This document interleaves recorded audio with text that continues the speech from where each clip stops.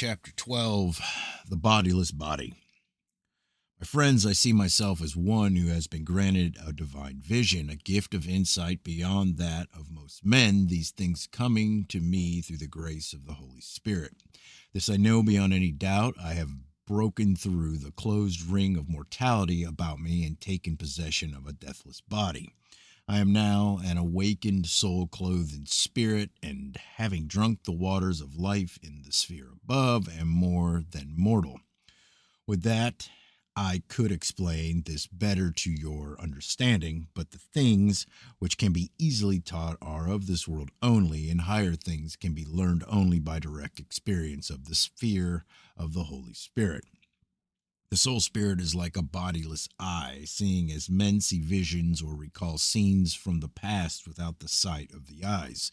Yet this is no more than a poor representation of truth, for there are no means known to men whereby these things can be explained.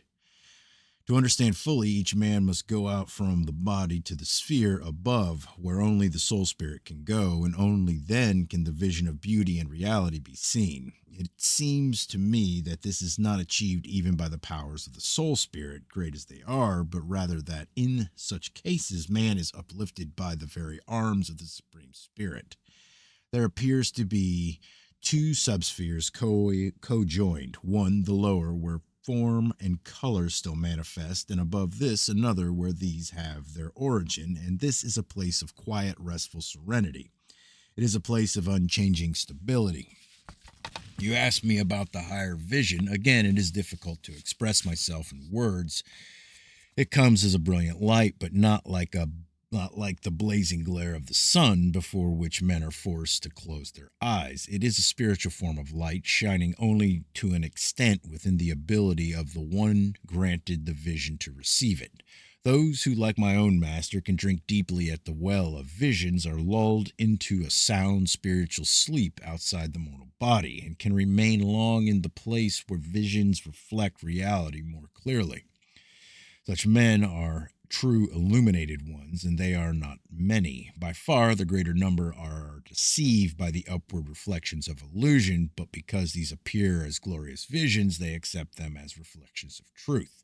This is always the great danger, but there are tests to guard against deception. Sometimes when an illuminated one speaks of the sphere of the Holy Spirit, its power will flow down into him to such an extent that his mortal senses will become blocked out.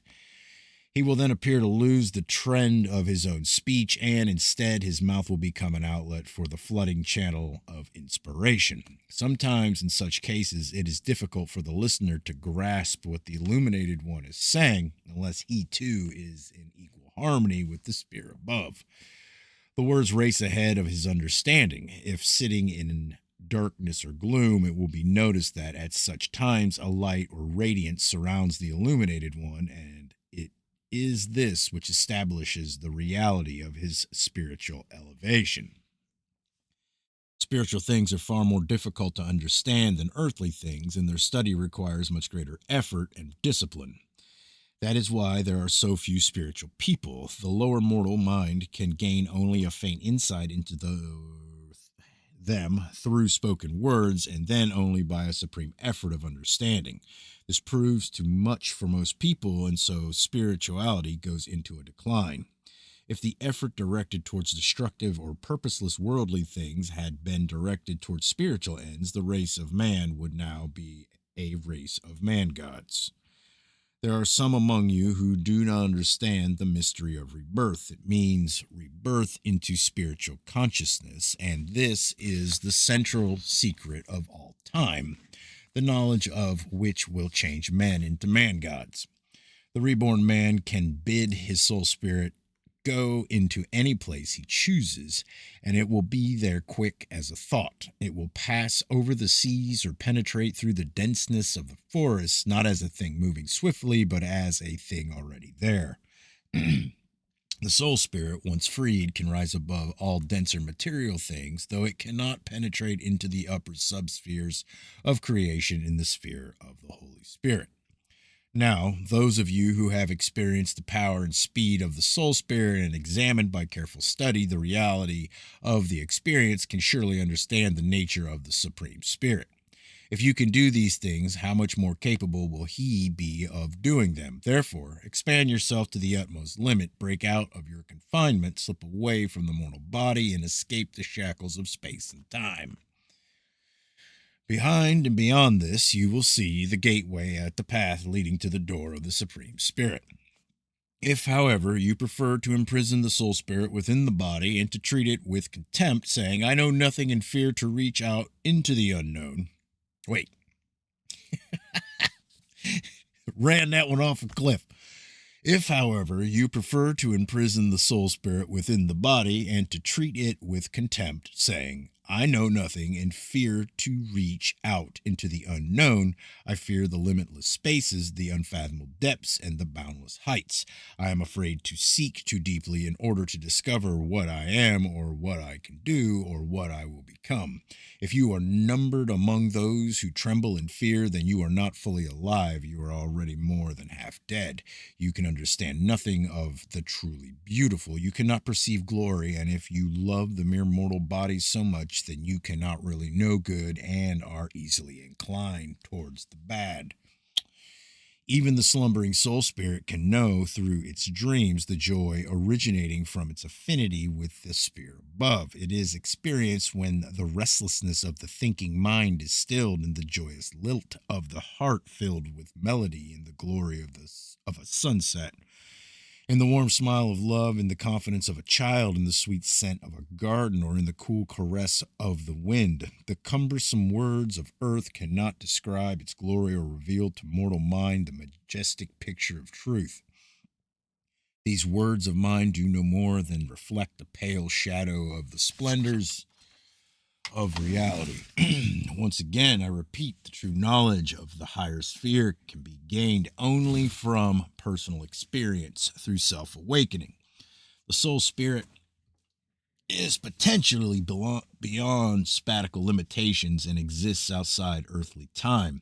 It knows that everything is everlasting. Yesterday remains where it was. It is man who has moved on and left it behind, out of sight. Life is a steady advance. It flows on like the waters of this stream and cannot turn back on itself. The same stream passed this way 100 years ago. It remains the same, though moment by moment every drop passing by is new.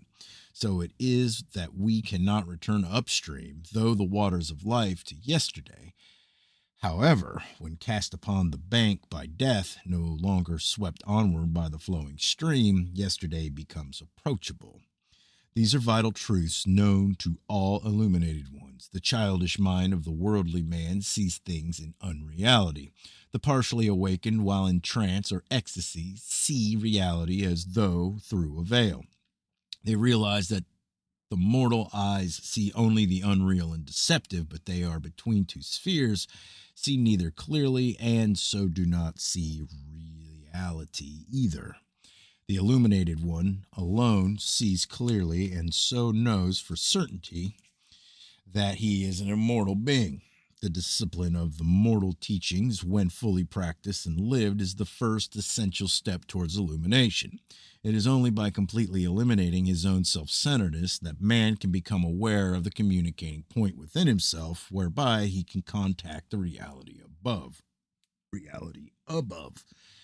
By this means alone, he escapes from a world of shadows and illusions. When the greater self awakens within, the peace and joy of spiritual consciousness fills life with splendor. But first, the childish struggle for worthless, unreliable things must cease. The spirit of man is like a caged beast, ever restless, ever seeking to escape to a greater sphere, but too often the restlessness is stilled by drugs of worldliness. The unenlightened man is unaware of anything beyond his limiting mortal wall or outside the scope of his own ideas and interpretations. Yet, his ideas are clouds of preconceived prejudices, and his interpretations deceptive illusions. He is dead to reality, entombed within himself. The man who sees a tree stump in the night and mistakes it for a man is deluded, yet the tree stump is real enough. It is the misinterpretation by the man that makes it what it is not. Likewise, with the earth and material things, they too have a reality of their own, but man misinterprets, making them something they are not. His mortal body is also real, but this too has his misinterpreted to make it something different. The earth, material things, and his body are not what man mistakes them to be. He is deluded in the night mists of agnosia. The soul spirit is truly awakened when it has a personal experience proving the reality of the sphere of the Holy Spirit, and this is a far from easy accomplishment. There may be brief glimpses in a half wakened state, but these are not enough, nor are they satisfactory. The higher sphere can be known and experienced. It is not something completely cut off from the knowledge of man. There, the answers is to be found. There, the secret of the opposites is revealed. There, truth shines with greater clarity. There, you will discover that the soul spirit is a fragment of the Supreme Spirit containing the essence of his creative power. Thought, combined with the power of the Holy Spirit, can create whatever it desires. Whatever it wills to come into the being will do so. The originating creative thought has been modified on earth by the thought activities of many soul spirits, and so there is much that cannot be directly attributed to the Supreme Spirit. Meditate on this, for it explains much. Man remains generally completely unaware of his own powers, his limitations being in fact no more than the result of his own lack of knowledge and awareness, his lack of insight and preference for walking in the comforting calm of agnosia. The soul spirit can be whatever it wills itself to be. It is the fashioner of its own form and destiny. It can, if it wishes, see all things as they are in reality by sweeping aside the clouds of illusion and removing the veils of deception. Do not misunderstand me when I talk of the real and the unreal. Earthly experience, and material things are not unreal, for the unreal would have no existence. The things so often called unreal do exist and have a reality of their own. It is man's interpretation of that reality that is wrong. The things are not what man thinks them to be. They are false, deceptive, elusive. Even the words real and unreal are themselves deceptive and lead into error. This higher knowledge has been gained by those who have built upon their spiritual powers so that they could enter into direct communication with the sphere above.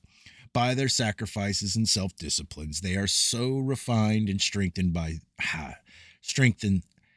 their soul spirits that they could penetrate to the place where the light of truth shone clearly. That they were not misled is easily provable. The means of freeing the soul spirit are available to all men who first seek to discover their true nature. This is the beginning of the only direct road. The others lead to illusionary heavens. Each man is his own ruler and the director of his own destiny. Whatever advance he makes, even though it come through the teachings of others, will result from his own individual effort. The road to spirituality lies within himself, but too often it is blocked by barriers erected through his own ignorance and mortal weaknesses. The pain and suffering against which he so often protests are only attempts at goading him into clearing away the barriers. Study of the good books provide directions for traversing the road, but such study is worthless unless the teachings are put into practice. That is the secret, not knowledge, but practice. There are teachings which declare that man will become lost in a sea of oblivion, but this is incorrect. It comes from a misunderstanding of the all. Man will not become lost in the eternal all, but this will become a part of man, of each individual soul spirit. Were this not so, there would be no need for the continual conflict, the continual testing by affliction, and the continual presentation of new problems to overcome. However, it is useless speculating on the truth of other teachings until the truth of your own is established. One thing you know One thing you now know for certain is that man is more than he thinks himself to be, far more than the mortal expanse of unawakened potential. This you know, for you have experienced the rapture of the illuminated. What you have done, others can do, for it is within the scope of anyone prepared to accept the necessary austerities and self discipline. Not many will reach the goal of complete illumination, but all can obtain a momentary glimpse through the veil separating the sphere from the one above. All can awaken their soul spirit to consciousness, and only those who have done so can realize its glorious wonder. They become completely freed from every material limitation. They know themselves to be truly immortal, and to them, birth and death are now no more than milestones along the road. They lose their significance in the great inpouring of consciousness, the invigorating surge of new life. All the awareness most persons encompass at any moment in time is just a minute part of the whole being. Some portions just on the fringe of the mortal are tapped from time to time, and these, such as a memory, play a large part in life. However, out in the vast expanse beyond, comprising the undeveloped part of man, lie the latent powers which he is incapable of utilizing. Within the reach of each man is an infinite spiritual treasure, if only he would expend the necessary effort to grasp it.